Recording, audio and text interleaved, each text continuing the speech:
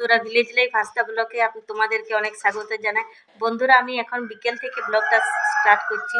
আশা করি তোমরা সব ভালো আছো, সুস্থ আছো, আমরাও ভালো আছি। তো বন্ধুরা সকালে ধান মেলে দিয়েছিলাম, সেইগুলো এখন জড়ো করে ত্রিপল দিয়ে ঢাকা দিয়ে দেবো।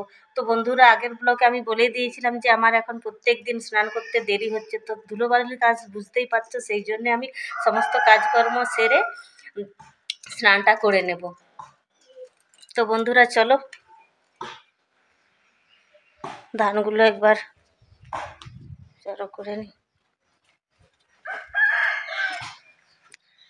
এই যে মেয়ে ফুচকা খাচ্ছে।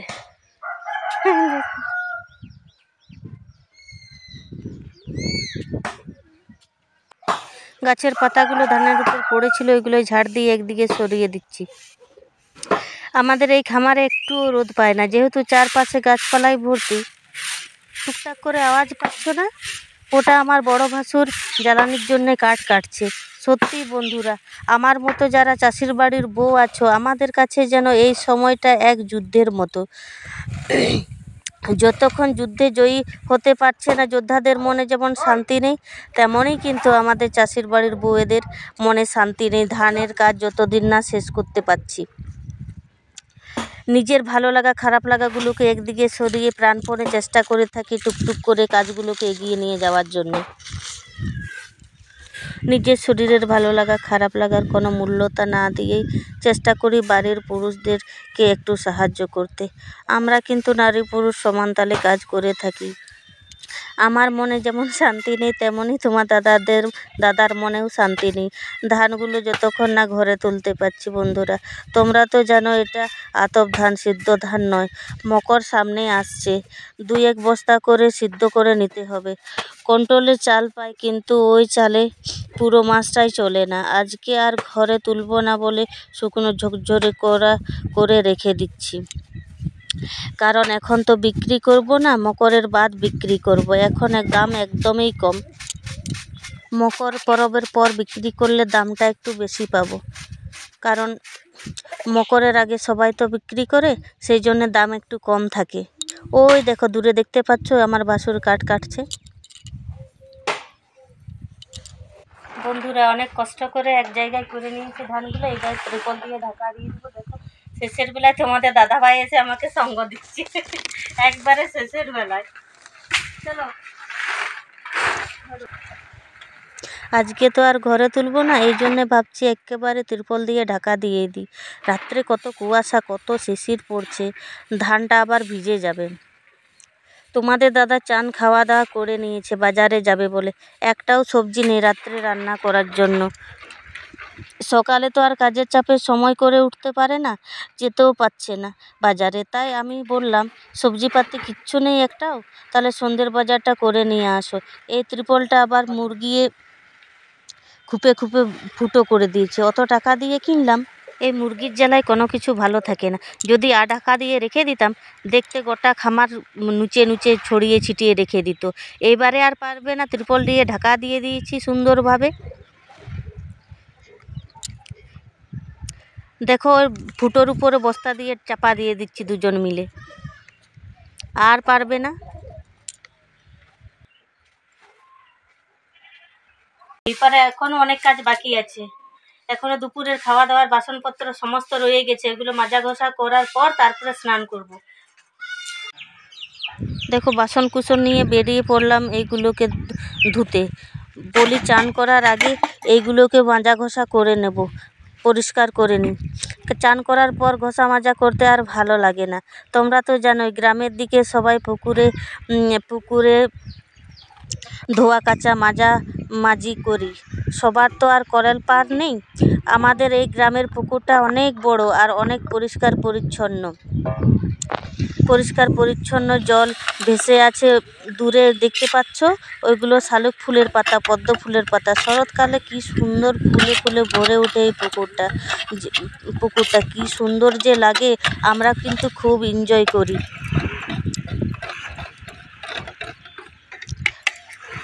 দেখো আমার বাসন মাজা হয়ে গেছে, এবার বাড়ি যাচ্ছি।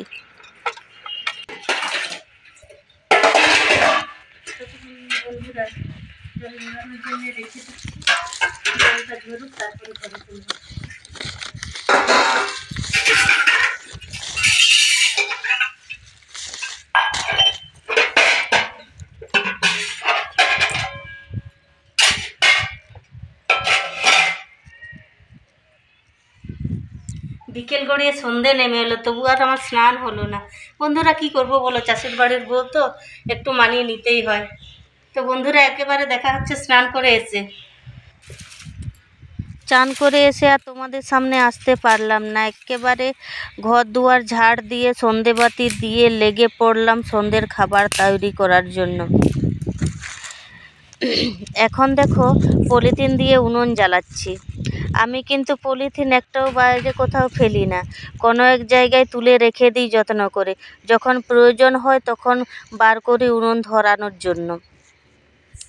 দেখো তো আমার উনুনটা কি সুন্দর দেখতে লাগছে। এটাকে পাঁক মাটি দিয়ে লেপে নিয়েছি, কি সুন্দর সাদা সাদা লাগছে তাই না। এটা আবার আমি নিজের হাতে তৈরি করেছি বন্ধুরা। প্রথমে ইট দিয়েছি, তারপরে মাটির লেপ দিয়ে সুন্দরভাবে তৈরি করে নিয়েছি।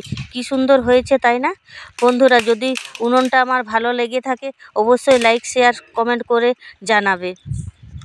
তোমাদের দাদা কিন্তু অনেকক্ষণ আগে বাজারে গেছে, দেরিতে এলেও আমার চিন্তা নেই, কারণ দুপুরের মুরগির মাংসের তরকারি আছেই।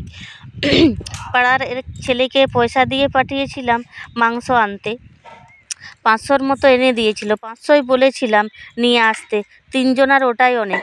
ছেলে বাড়িতে নেই, ছেলে গেছে ওর পিসির বাড়ি, ওর পিসে মশাই এসেছিল নিতে। দেখো তোমাদের দাদাভাই চলেও এলো। কি সবজি নিয়ে এসছে দেখি তো।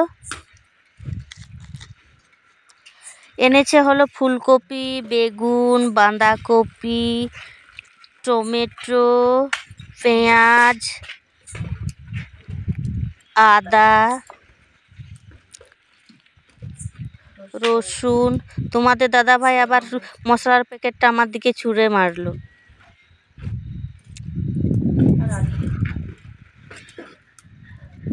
আলু। বিকেলের সবজি আবার টাটকা হয় না। সকালের যেমন টাটকা টাটকা সবজি পাওয়া যায়, সন্ধ্যের সবজি তেমনটা টাটকা হয় না। আমার কিন্তু পছন্দ হয়নি, সবজির উপরে যেমন কালো কালো দাগ পড়েছিল। দেখো এদিকে আবার সবজি কাটতে আমি বসে পড়লাম। এখন একটাই তরকারি করব।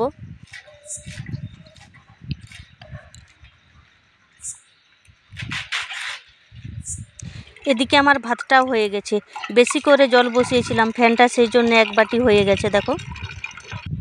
এদিকে আবার কড়া চাপিয়ে তেলটাও গরম করে নিচ্ছি।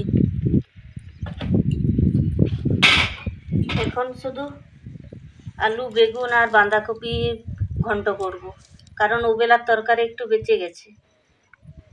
ওবেলার মাংস তরকারি ছিল, সেটার সকালবেলার সমস্ত ভিডিও তো আর শেয়ার করা হয়নি বন্ধুরা।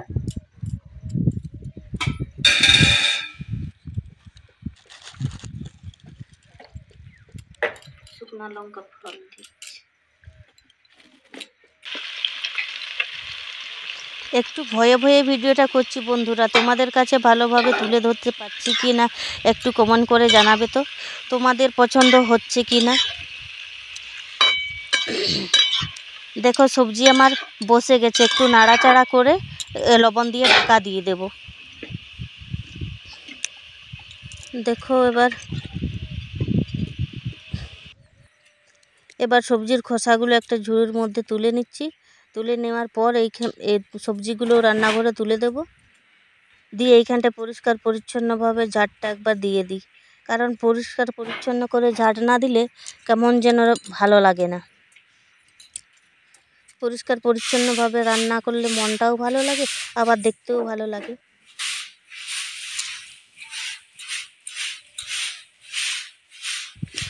একবারে সমস্ত নোংরাগুলো এক সাইড করে ঝাড় দিয়ে রেখে দেব, কারণ কি সুন্দর দেখতে লাগছে এখন বলো তো বন্ধুরা।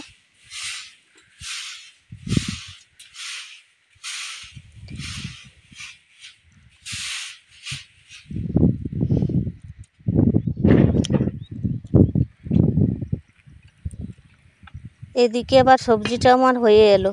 একবার টমেটো, আদা, রসুন, ধনে গুঁড়ো, লঙ্কা গুঁড়ো সমস্ত কিছু দিয়ে একবারে জল দিয়ে ঢেকে রেখে দিয়েছিলাম। এবারে জলটা শুকনো করে নামাবো। এদিকে আবার কাঠটাও নিভে গেছিলো আমার, ওটাও আবার জ্বালিয়ে নিচ্ছি। দেখো আমার জল একবারে শুকনো হয়ে গেছে। এবারে ধনেপাতা দিয়ে একটু নাড়াচাড়া করে নামিয়ে নেব, কারণ শীতের সবজি ধনেপাতা না দিলে হয়? দেখো আমার জলটাও পুরো শুকনো হয়ে গেছে, এবারে একটু নাড়াচাড়া করে নামিয়ে নেব।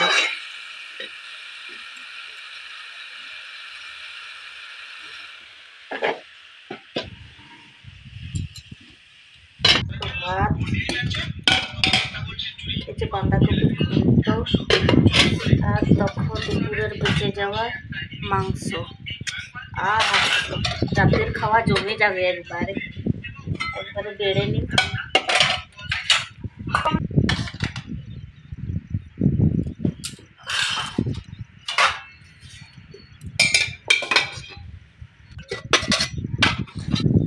এখন দেখো 3 জনের জন্য ভাত বেড়ে নিয়েছি। তোমাদেরকে তো আগেই বলেছি যে ছেলে গেছে পিসির বাড়ি বেড়াতে।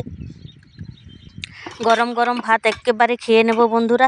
এখান থেকে আর ঘরে বাসন কুসনগুলো আর তোলা হলো না, এখান থেকে খেয়ে নেব আগে। তখনের তরকারিটা খুব সুন্দর হয়েছিল।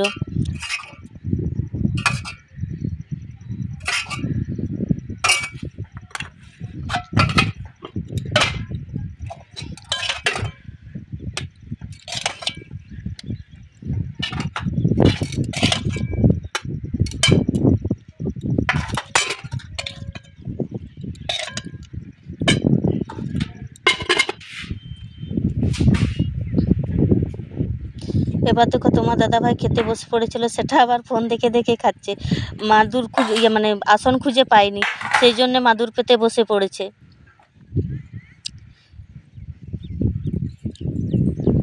তো বন্ধুরা আজকের ভিডিওটা কেমন লাগলো অবশ্যই কমেন্ট করে জানাবে।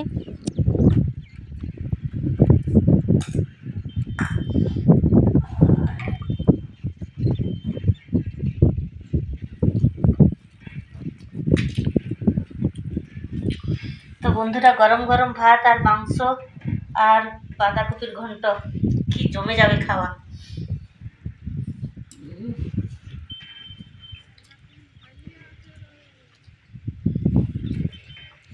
আজকের ভিডিওটা খেতে খেতেই শেষ করছি। তো ভিডিওটা ভালো লাগলে অবশ্যই লাইক শেয়ার সাবস্ক্রাইব করে পাশে থাকবে।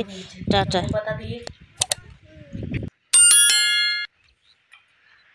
সেই